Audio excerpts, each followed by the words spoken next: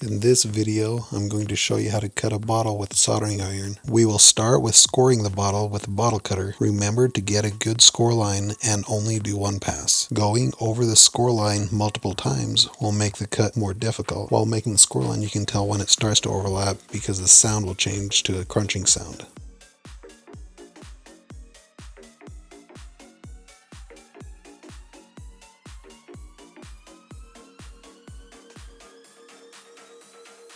This scoreline isn't ideal. There is a section that got missed because the bottle isn't perfectly round, and part of the scoreline strays off. But with this method of cutting, these flaws are not that much of an issue. Choose a place to start that is away from the flaws. With a hot soldering iron, place the tip against a scoreline and hold it there for about 5 seconds. Then move the tip a bit and do the same.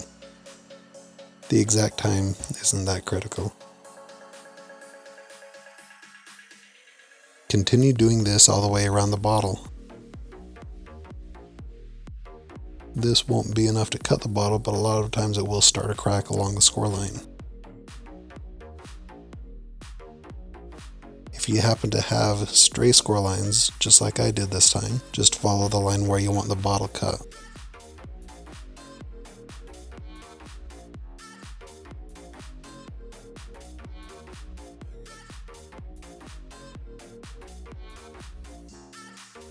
Also, if you have any places that didn't score, just follow the path where you want the cut to be.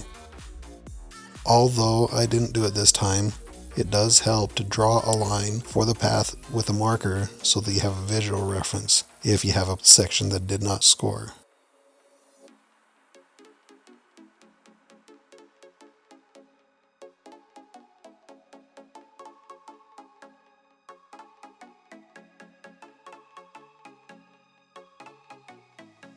When you finish going all the way around, examine the score line and see if there are any cracks started. Sometimes they start with the first pass and sometimes they don't. Check from above the score line and below. If you see any cracks started, go to that point and continue there.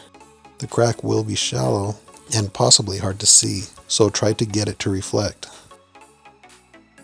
Before continuing, I needed to get a crack started, which I'll explain how to do now. I didn't have any this time, so I just picked a spot near my starting point. Similar to the first pass, place the tip against the score line. This time hold it for longer, about 8 to 10 seconds for each position. Also, don't go all the way around the bottle. Only go about an inch or so. Sometimes you'll hear the bottle crack and sometimes you won't.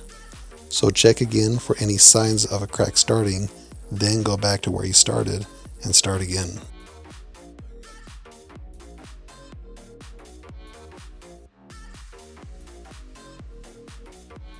Repeat this over and over until you see signs of a crack starting.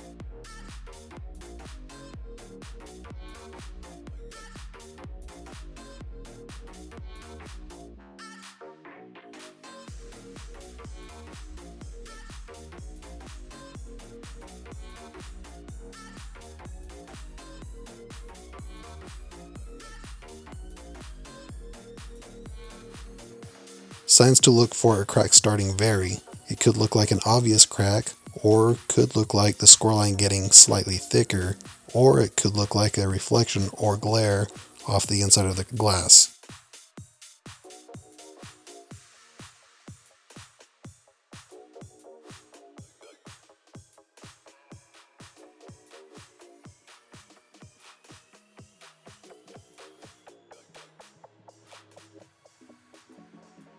This time it started by looking like a reflection. Continue the same steps and watch for the signs to become more pronounced. If you can see the glare of the crack while you're heating it with the soldering iron, watch for it to grow. Sometimes it will fade while the crack is still starting, but that's fine.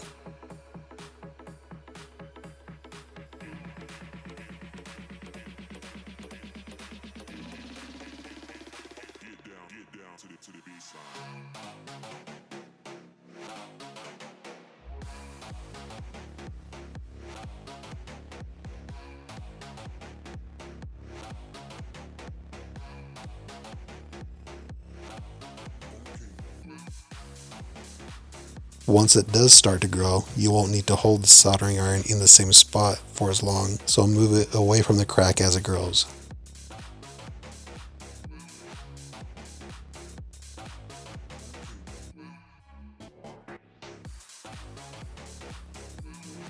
At this point, the crack will follow the soldering iron.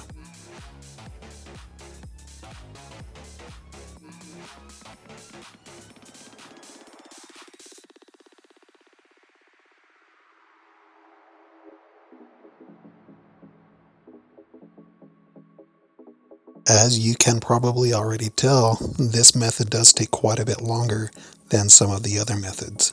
This bottle took me about half an hour to cut. What I like about using this method is that it's been a lot more successful for me and gives me almost complete control of where the bottle cracks. Sometimes though, it will crack wrong, but that rarely happens.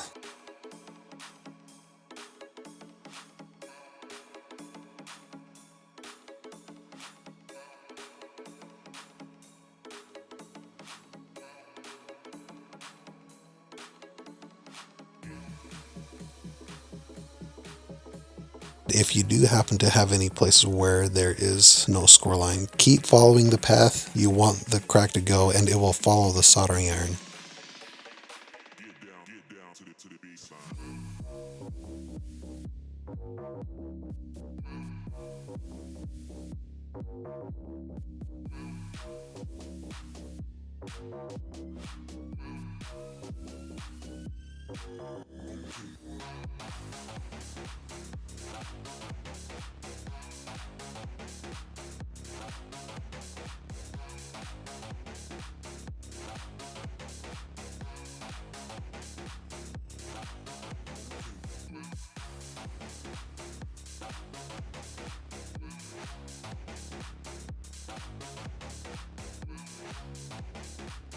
When you get close to the start of the crack, sometimes you will see the two ends meet, but sometimes it will seem like they don't want to meet. If at this point the crack stops growing, the cut may be complete.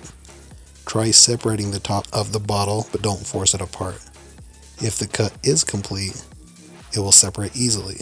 But if it feels like it does not want to separate, try heating the crack a little bit more.